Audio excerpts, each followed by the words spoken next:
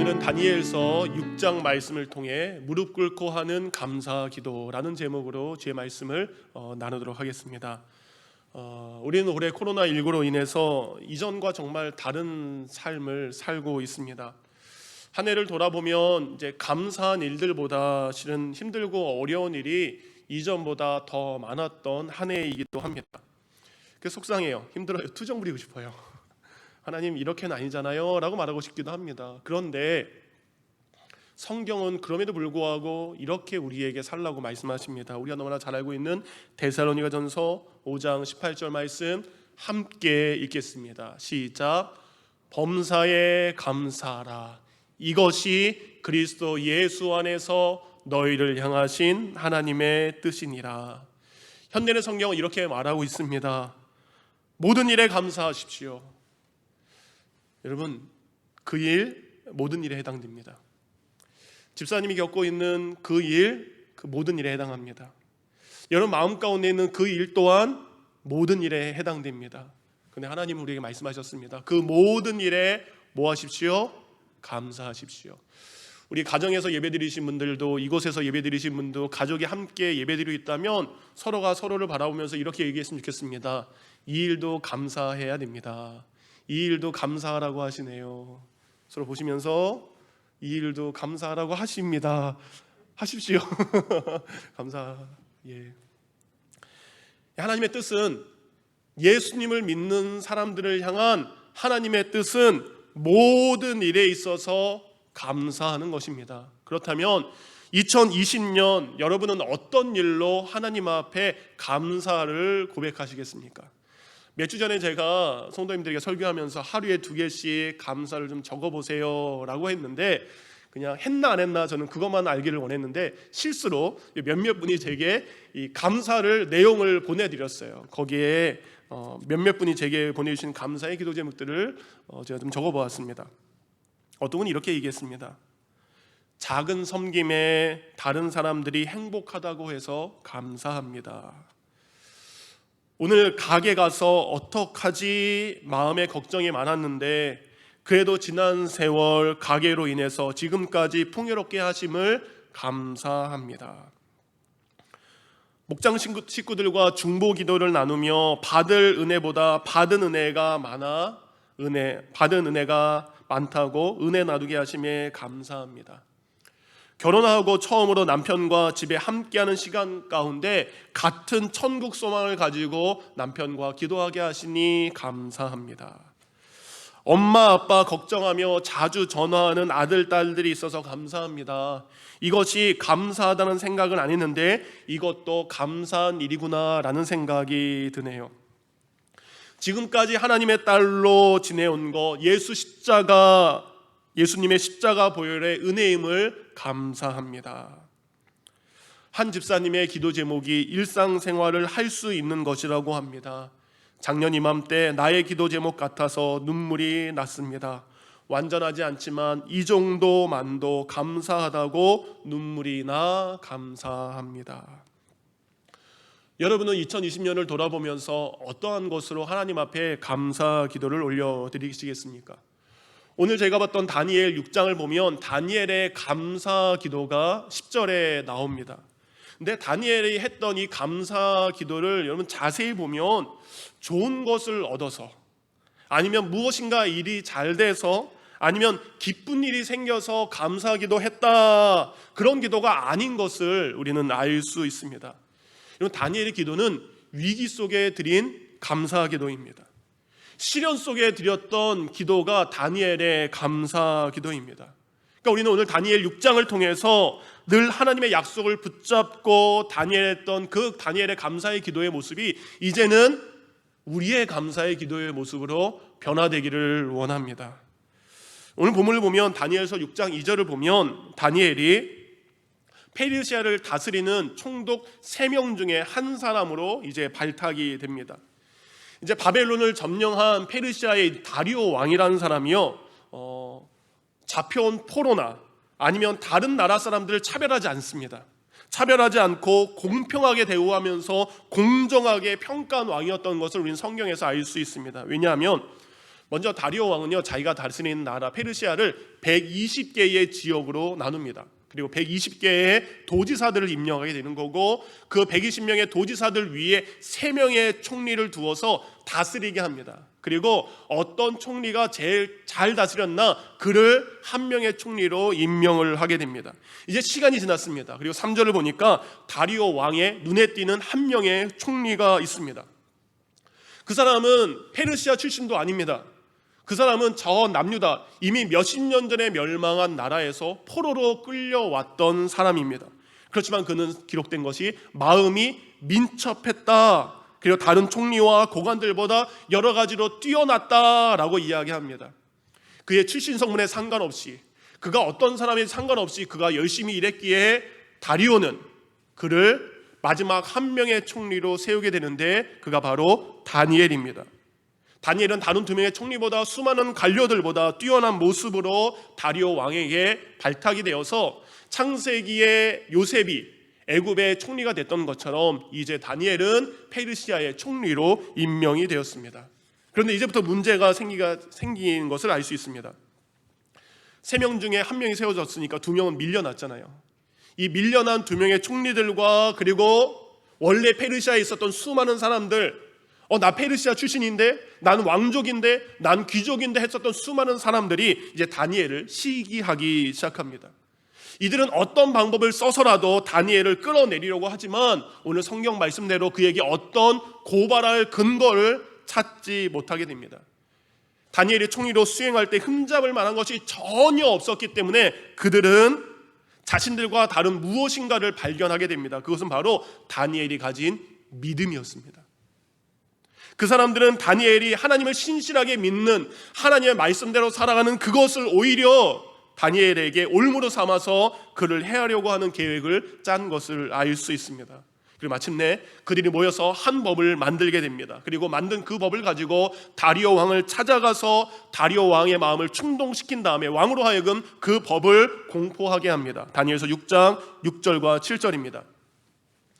이에 총리들과 고관들이 모여 왕에게 나아가서 그에게 말하되, 다리오 왕이여 만수무강하옵소서. 나라의 모든 총리와 곧 다니엘을 뺀 총리와 지사 120명의 지사들과 총독과 법관과 관원이 의논하고 왕에게 한 법률을 세우며 한 금령을 정하실 것을 구하나이다. 왕이여, 그것은 곧 이제부터 30일 동안 누구든지 왕 외에 어떤 신에게나 사람에게 무엇을 구하면 사자굴에 던져 넣기로 한 것입니다. 30일이라는 시간을 정합니다. 그리고 왕이시여, 이 30일 동안 다리오 왕 빼고 그 누구도 다른 신이나 사람에게 무엇을 구하면, 곧 기도하면 사자굴에 그를 넣어서 그를 처형하시기 바랍니다 라는 법을 이들이 만든 겁니다. 기가 막히지 않습니까? 한 사람을 죽이려고 모든 총리들이 모였습니다. 모든 고관들이 모였습니다. 모든 도지사들이 모였습니다. 법률을 만드는 사람들이 모였습니다. 정치하는 사람들이 모였습니다. 힘과 권력이 있는 사람들이 오직 한 사람을 죽이려고 그들은 머리를 맞대고 모아놓고 그를 죽이려고 합니다. 이미 결론은 만들어 놨습니다. 그런데 어떻게 하면 그를 죽일 수 있을까, 이것을 모의하고 있습니다. 이 모습은 마치요, 예수님을 죽이고자 이미 결정해 놓고 제사장들과 사두개인들과 바리새인들과 율법학자들이 이미 모였고 어떻게 예수님을 고발할까 머리를 맞대는 모습과 너무나 똑같은 모습입니다. 우리 누군가에게 아픔을 주고 누군가에게 상처를 주기 위해 머리를 맞대고 논의하는 사람들이 아닙니다. 우리 그리스도인들은 그 한 사람을 도와주기 위해서, 그 한 사람을 구원하기 위해서, 그 한 사람이 하나님을 잘 믿는 사람이 될 수 있도록 머리를 모아하고 의논하고 협력해야 되는 게 우리 그리스도인들이 가져야 될 참된 모습입니다. 이제 다리오 왕은 그들이 만든 법이 다니엘을 향한 음모라는 것을 전혀 눈치채지 못합니다. 단순히 자신의 왕권을 강화하기 위한 신하들의 충성된 마음이라고 그는 받아들이게 됩니다. 이제 왕이 넘어갔어요. 근데 신하들은요, 혹시라도 이 왕의 마음이 바뀔까봐 한 가지의 장치, 한 가지의 법을 또 마련하기 시작합니다. 한번 정한 메대와 바사의 법에 고치지 못하는 법은 왕이 자신의 왕의 도장을 가지고 거기에다가 도장을 찍는 것입니다. 10절, 8절 현대인의 성경입니다. 그러므로 왕이시여 이제 금령을 내려 조서에 어인을 찍어서 왕의 도장을 찍어서 고칠 수 없는 메디아와 페르시아의 법으로 정하십시오. 왕의 그것에 도장을 찌면 이제 왕조차도 그 법을 바꿀 수 없는 법을 그들은 마련하게 됩니다. 9절을 보니까 다리오 왕은 결국 그 법에 자신의 왕의 도장을 찍게 됩니다. 그리고 30일 동안 왕이나 신이나 왕 외에 다른 신이나 사람에게 기도하는 모든 사람은 사자굴에 던져질 것이다 라는 법이 이제 즉시 효력을 발휘했습니다. 이제 기도하는 사람은 그 어떤 사람이라 하더라도 그는 사자굴에 던져지게 됩니다. 이런 상황에서 다니엘의 이야기가 6장 10절에 이렇게 나옵니다. 6장 10절입니다. 다니엘이 이 조서에 이제부터 신이나 다른 사람에게 기도하는 사람은 사자굴에 던져질 거야. 그리고 왕이 거기에다 도장까지 찍었어. 이 찍힌 것을 알고도 라고 되어 있습니다. 말씀드렸다시피 다니엘은 정치인입니다. 관료입니다. 수십 년 동안 정치하면서 관료로 살면서 새롭게 만든 법에 왕의 도장이 찍혔다는 것이 어떤 것을 의미하는지, 그리고 이제 새롭게 공포된 법이 무엇을 뜻하는지 다니엘은 그 누구보다 잘 알고 있습니다. 이제 다니엘은 알고 있습니다. 이제부터 기도하는 사람은 죽게 된다는 사실을 다니엘은 알고 있습니다. 여러분, 우리가 평안한 일이 있을 때 우리에게 잘 될 때 감사 기도를 할 때가 있습니다. 그렇죠? 하나님 이렇게 좋은 일 주셔서 감사합니다. 하나님 이렇게 공 고쳐주셔서 감사합니다. 우리 아이들이 이렇게 형통해서 참 감사합니다. 우리는 그때 감사 기도를 할 수 있습니다. 그런데 갑자기 상황이 바뀝니다. 환경이 바뀌면 우리는 감사의 기도를 멈추고 하나님을 향해서 오히려 원망의 기도를 시작할 때가 너무나 많습니다. 그리고 성경을 보니까 다니엘은 환경과 상황이 생겨도 하나님을 향한 감사의 기도를 바꾸지 않았습니다. 10절 말씀 같이 읽겠습니다. 시작. 자기 집에 들어가서는 윗방에 올라가 전에 하던 대로 하루 3번씩 무릎을 꿇고 기도하며 그의 하나님께 감사하였더라. 아멘. 다니엘은 기도하면 죽는다라는 소식을 듣고도 여러분 왕을 찾아가지 않습니다. 다니엘은 이제 왕 다음에 2인자입니다. 권력을 가진 사람이에요. 그러면 자기 편에 있는 사람들을 모아서 로비할 수도 있습니다. 이 법을 뒤집을 수도 있습니다. 그런데 다니엘은요, 왕을 찾아가지도 않습니다. 사람들을 찾아가지도 않습니다. 그는 늘 자신이 하던 대로 기도의 골방으로 들어가게 됩니다. 그리고 다니엘은 늘 하던 대로 기도하기 시작합니다. 어제 기도했던 것처럼, 오늘 이 법이 공포되기 전에 아침에 기도했던 것처럼 그는 기도하면 죽는다는 소식을 들었음에도 불구하고 그는 늘 하던 대로 이 순간 다시 한번 하나님을 찾아가 하나님을 바라보며 감사 기도하고 있습니다. 다른 사람들 모르게 2층에 올라가서 창문을 닫고 문을 닫고 혼자 조용히 기도할 수 있지만 그는 기도의 창문을 결코 닫지 않았습니다.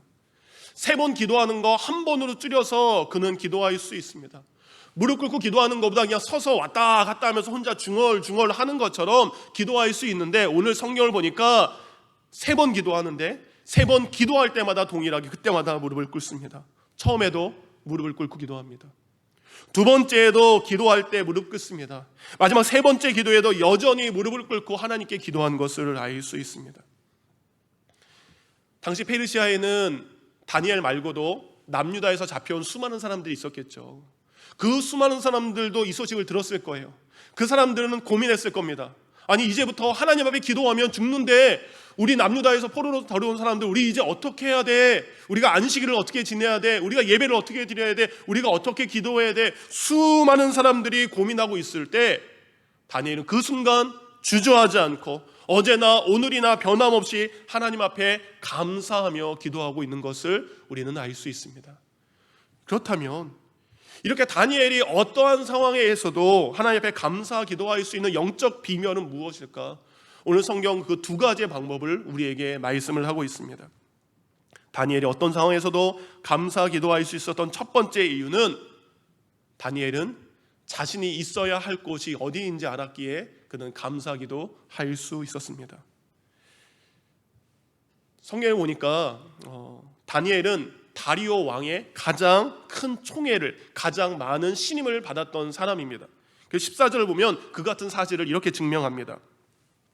왕이 이 말을 듣고 곧 다니엘이 하나님 앞에 기도해서, 그것도 3번이나 기도해서 이제 사자굴에 던져진다는 소식을 듣고 그로 말미암아 심히 근심하여 다니엘을 구원하려고 마음을 쓰며 그를 건져내려고 힘을 다하다가 해가 질 때에 이르렀더라. 다니엘이 모함에 빠져 이제 사자굴에 죽게 되었다는 것을 알고 어떻게 하면 다니엘을 살릴 수 있을까 마음을 다하고 힘을 다하여 하루 종일 고민하고 있는 다리오 왕의 모습을 볼 수 있습니다. 18절도 이러한 사실을 증명합니다. 이제 밤이 됐습니다. 왕이 궁에 돌아가서는 밤이 새도록 금식하고 그 앞에 오락을 그치고 잠자기를 마다하니라. 하루 종일 고민했습니다. 이제 밤이 되어 궁궐로 돌아갔는데 궁궐에서 음식조차 먹지 못합니다. 그리고 어떤 유의도 즐기지 못합니다. 그리고 잠을 자지 못하고 밤이 새도록 어떻게 하면 다니엘을 살릴 수 있을까? 그만큼 다리오 왕에게 다니엘은 귀중한 존재였습니다. 19절도 보시기 바랍니다.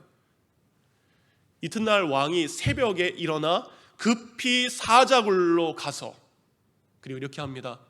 20절, 다니엘이 든 굴에 가까이 이르러서 슬피 소리질러 다니엘에게 묻되, 여러분 새벽에 일찍 일어납니다. 왕이 그에게 다가가서 사자굴 속에 있는 다니엘 향해 다니엘아 라고 하며 슬퍼하며 그를 애타게 묻는 것을 알 수 있습니다. 당연히 사자굴에 그가 죽었으리라고 생각하기에 아픈 마음으로, 슬퍼하는 마음으로 그를 부르게 되는 거죠. 그럼 여러분, 이렇게 다리오 왕이 자신을 너무나 총애하고 사랑한다는 것을 다니엘이 알았을까요? 몰랐을까요? 당연히 알았겠죠. 그러면 자신을 모함하려는 사람들에게 억울한 유형이 씌워졌을 때 그는 누구를 찾아가야 됩니까? 자신을 그렇게 사랑하는 다리오 왕을 찾아가야 됩니다. 그가 찾아갈 곳은 다리오 왕이 있는 곳입니다. 그런데 오늘 성경은 다리오를 찾아가지 않았다라고 이야기합니다. 오히려 다니엘은 하나님을 만나는 곳으로 찾아갑니다. 다리오 왕에게 가서 말하지 않습니다. 그는 오히려 기도하며 하나님 앞에 말하고 있습니다. 그는 사람들을 바라보지 않고 여전히 하나님만을 바라보고 있음을 성경은 기록하고 있습니다. 우리는 참 많은 문제가 생겨요. 갑자기 어떤 일이 생깁니다. 어떤 문제가 생깁니다. 그럼 우리는 일단 사람을 찾아갑니다. 사람들에게 알립니다. 그리고 사람들에게 도움을 요청합니다. 우리 핸드폰을 열어요.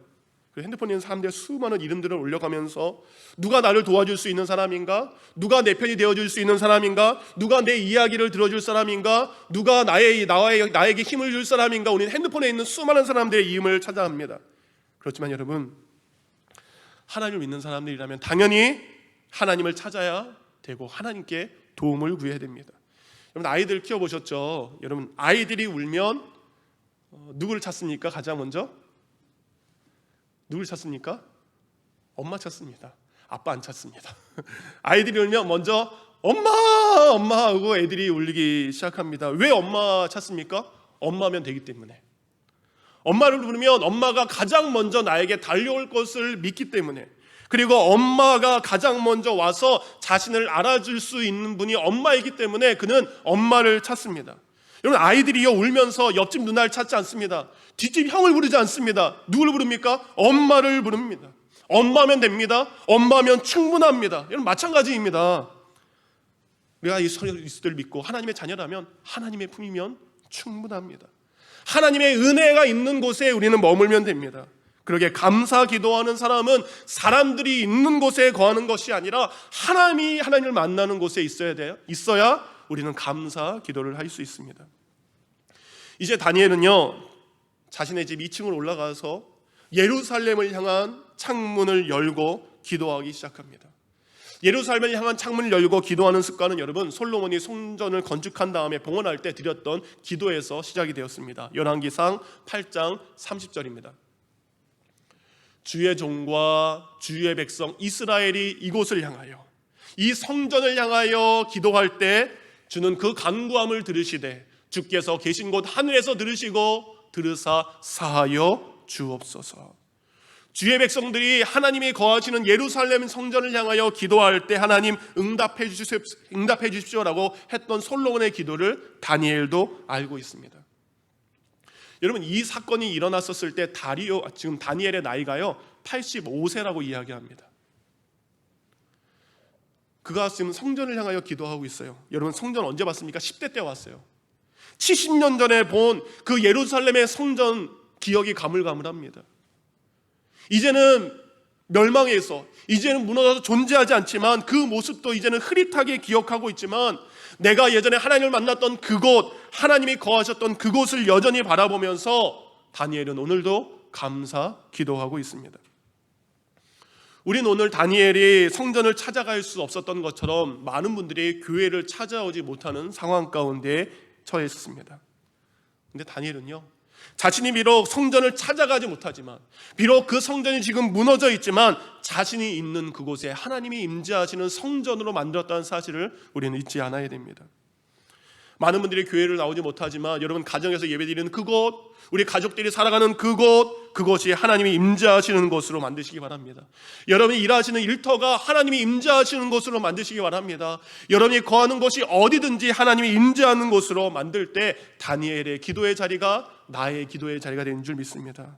지금 우리가 해야 될 것은 내가 있는 그곳에 하나님이 임하시도록 우리는 기도해야 됩니다. 여러분, 한번 도전하시기 바랍니다. 집에서요, 한 번은 거실에서 기도해 보시기 바랍니다. 거실에서 기도하세요. 하나님, 이 거실에서 우리 가족들이 함께 할 때, 이 거실에서 우리의 가족들이 믿음의 말을 할 때 하나님, 이 거실에 하나님 임재하소서. 식탁 위에서도 한번 기도해 보시기 바랍니다. 하나님, 우리 가족이 밥 먹고 그리고 사랑하는 가족들이 함께 이야기를 나누는 이 식탁에 주님 임재하소서. 그리고 이곳에서 밥 먹는 우리의 식구들이 어디 가든지 건강하게 하고 안전하게 해주소서. 차 안에서 기도해 보시기 바랍니다. 하나님, 이 차 안에서 언제든지 나를 보호하시고 이 차 속에 주님이 임재하셔서 날마다 저는 하나님을 찬양하게 하옵소서. 날마다 하나님을 찬양하게 하옵소서. 우리가 성전에 가지 못하지만 내가 있는 그곳을 하나님이 임재하시는 곳으로 만들어 간다면 다니엘이 감사기도했던 것처럼 여러분들도 어떠한 상황에서도 하나님께 감사하는 믿음의 성도가 될 줄 믿습니다. 두 번째, 다니엘이 언제든지 감사기도할 수 있었던 것은, 여러분, 다니엘은요 하나님 앞에 무릎을 꿇을 줄 아는 사람이었기에 그는 감사기도 할 수 있었던 사람입니다. 두 번째 보여주시기 바랍니다. 다니엘은요 사람 앞에 무릎 꿇지 않고 하나님 앞에 무릎 꿇었기에 그는 원망이 아니라 감사의 기도를 올려드릴 수 있는 사람이었습니다. 여러분, 살면서 무릎 꿇어 보신 적 있으십니까? 저희가 어릴 때 우리 부모님들이나 학교 선생님들이 아이들이 잘못하면 이렇게 하죠. 무릎 꿇고 손들어! 많이 해보셨나요? 많이 해보신 분들이 있을 것 같습니다. 여러분, 그 자녀들을 혼내는 방법이 다 있으시죠? 저는 이제 환희 예랑이가 이제 1살 차이니까 이제 많이 싸우잖아요. 그러니까 지금은 못합니다. 지금 그렇게 하면 저는 혼납니다, 애들한테. 애들이 어렸을 때 이 방법을 했어요. 둘이 싸우죠? 그러면 둘 다 마주보고 무릎을 꿇게 합니다. 마주보고 무릎을 꿇게 하고요, 서로의 손을 가지고 상대방의 귀를 잡게 합니다. 환희가 예랑이의 귀를 잡게 하고 예랑이가 환희의 귀를 잡게 하는 벌칙을 내립니다.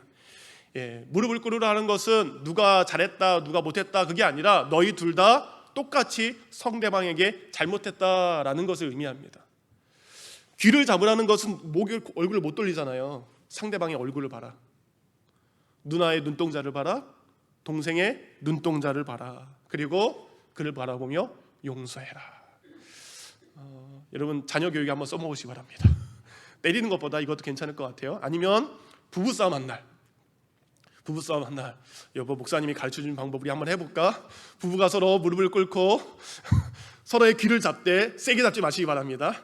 살살 잡고 서로의 눈동자를 보며 용서를 구하면 되지 않을까라는 생각, 희망을 갖습니다. 여러분, 사람이 무릎을 꿇는다는 것은 단순히 상대방에게 항복한다라는 것만을 의미하지 않습니다. 무릎을 꿇는다는 것은 내 인격, 내 전부를 상대방 앞에 내려놓는다라는 것을 의미합니다. 그러니까 무릎을 꿇는다는 것은 나를 포기하는 것이고 나를 겸손하게 하는 행동 중에 하나이기도 합니다. 캐나다에, 미국과 캐나다까지 걸쳐 있는 로키 산맥이 있죠. 그 로키 산맥에는 수목 한계선이라는 것이 있습니다. 그 수목 한계선에 무릎을 꿇고 자라는 특이한 형태의 나무가 자라고 있다고 합니다. 그러니까 수목 한계선은 나무가 살 수 있느냐 살 수 없느냐 그 한계선을 말하는 거죠. 그러니까 해발 한 3,000에서 3,500m 정도 되는 곳에 자라는 나무입니다. 해발 3,000에서 3,500m 얼마나 매서운 눈보라가 칩니까? 그러니까 나무가 위로 곱게 자라지 못하고 결국 사람이 무릎을 꿇는 것처럼 자라는 나무들이 존재한다라고 합니다. 칼바람과 매서운 눈보라가 치는 이곳의 나무들은 어떻게 돼요? 살기 위해서 무릎을 꿇습니다. 꼿꼿이 자라야 좋은 나무가 되고 그리고 좋은 목재에 사용됩니다. 그런데 휘어지고 뒤틀려서 정말 볼품없어 보이는 이 나무는요, 정말 아무 쓸데가 없는 것 같습니다. 그런데 여러분, 놀라운 사실은 이 나무가 전 세계에서 가장 아름다운 소리를 내는 명품 바이올린의 나무 소재가 된다라고 제가 찾아봤습니다. 여러 곳에 이 이야기가 나오더라고요.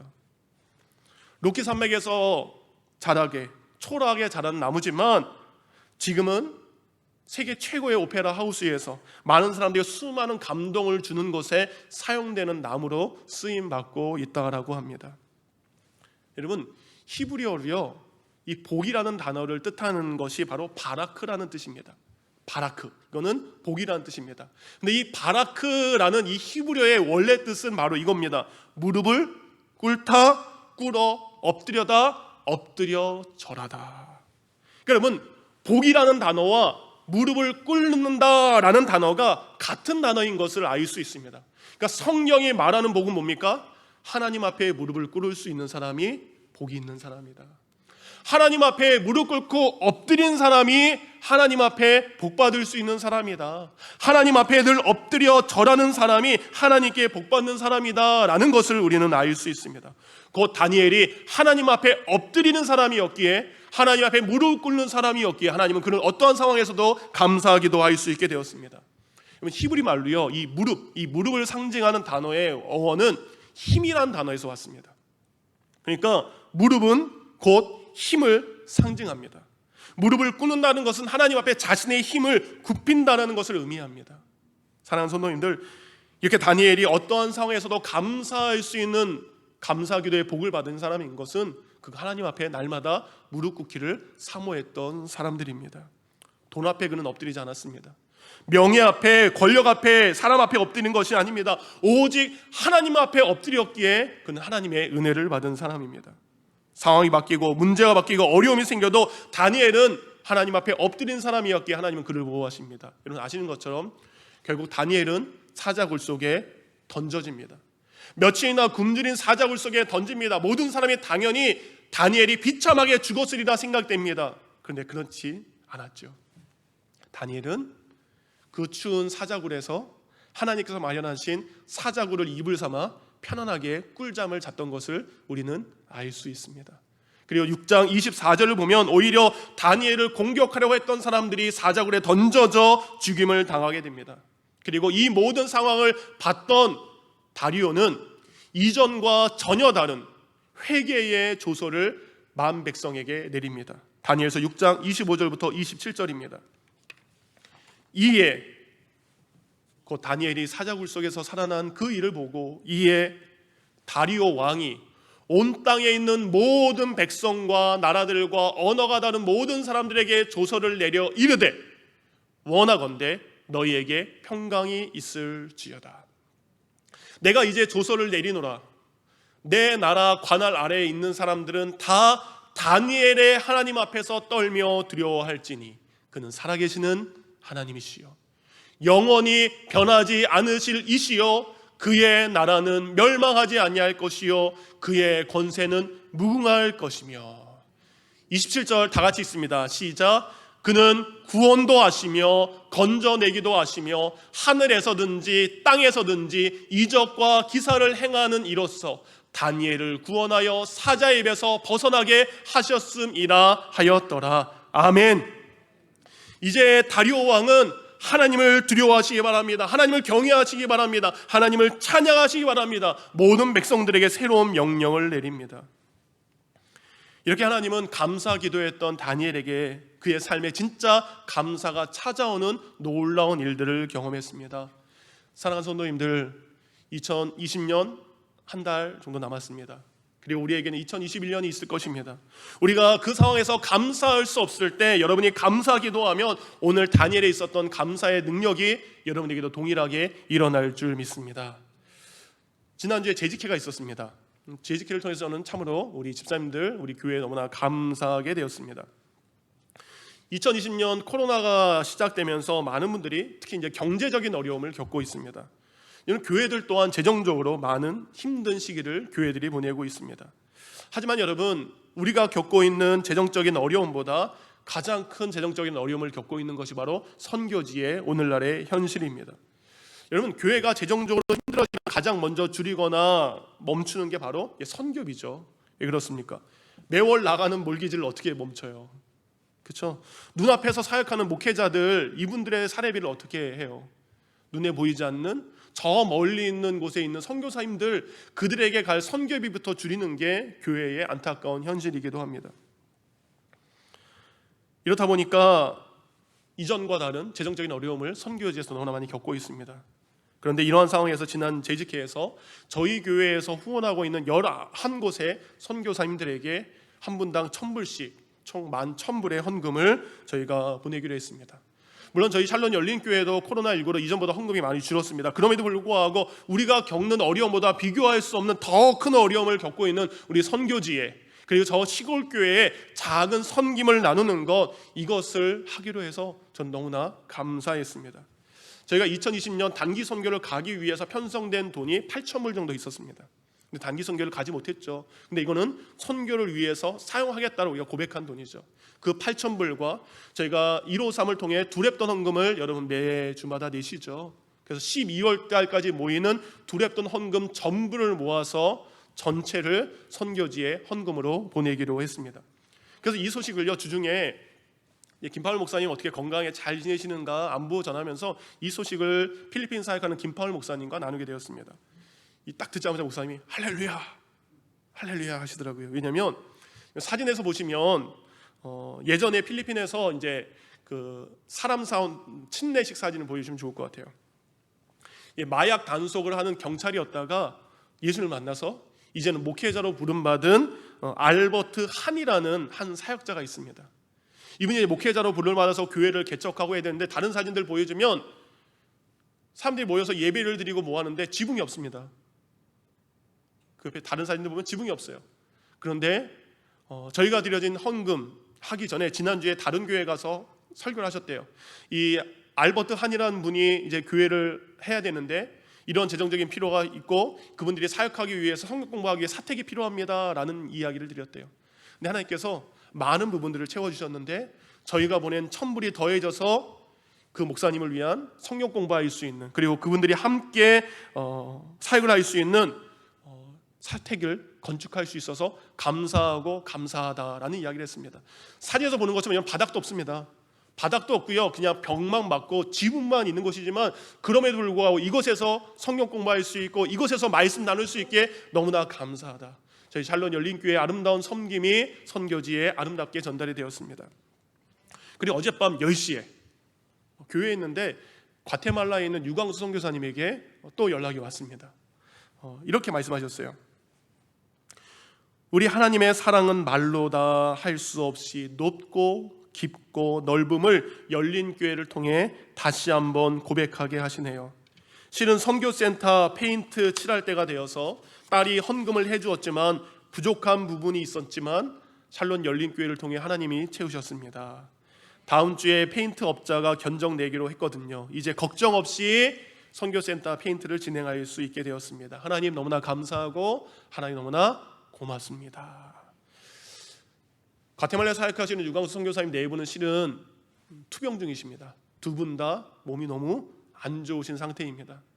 선교사님 사모님도 빨리 한국에 나가셔서 치료를 받아야 되고 선교사님도 투병하시는 것 때문에 치료를 받아야 되는 상황입니다. 두 분 다 힘들게 투병하는 과정 가운데 있지만 저희 교회를 통해서 나눈 이 작은 섬김을 통해 너무나 감사하는 그 모습에 오히려 제가 큰 은혜를 받게 되었습니다. 사랑하는 성도님들, 다니엘은 16살, 17살 바벨론의 폴로로 끌려왔을 때부터 지금 페르시아가 정복하는 이때까지 80인생의 대부분을 잡혀온 자의 삶으로 살고 있습니다. 비록 잡혀온 자로 평생을 살았습니다. 평생을 다른 나라에서 살고 있지만 다니엘은 그가 있는 곳을 기도하는 곳으로 만들었기에, 그가 사람 앞에 엎드리지 않고 하나님 앞에 무릎 꿇고 엎드렸기에 그는 기도하는 자의 삶을 80년 넘게 살아갈 수 있었습니다. 오늘 본문을 보면 다니엘이 어떤 감사를 했다, 감사 기도의 내용은 나오지 않습니다. 근데 여러분, 성경 무엇을 기록하고 있습니까? 하나님 보시기에는 때로는 어떤 감사의 내용보다 어떠한 상황에서도 무릎 꿇으려고 하는 그 태도와 그 모습을 더 귀하게 보셔서 성경에 감사의 내용이 아닌 감사, 기도하는 그의 삶의 모습을 기록하신 것으로 생각이 됩니다.